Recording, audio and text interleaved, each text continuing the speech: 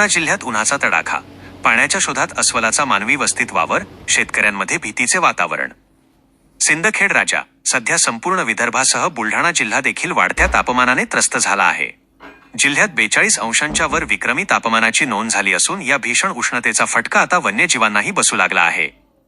वाढत्या उष्णतेमुळे जंगलातील जलस्रोत आटल्याने वन्य प्राण्यांसाठी पाण्याची मोठी टंचाई निर्माण झाली आहे. जंगलात पाणी आणि अन्न मिळेनासे झाल्याने अनेक वन्य प्राणी आता आपला मोर्चा गावांकडे वळवताना दिसत आहेत.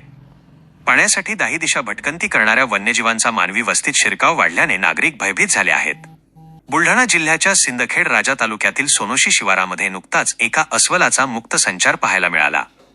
भरवस्तीत आणि शेत शिवारात अस्वल दिसल्याने परिसरात एकच खळबळ उडाली आहे. यामुळे शेतात काम करणाऱ्या शेतकऱ्यांमध्ये सध्या भीतीचे वातावरण पसरले असून वन्य प्राण्यांच्या हल्ल्याची शक्यता वर्तवण्यात येत आहे.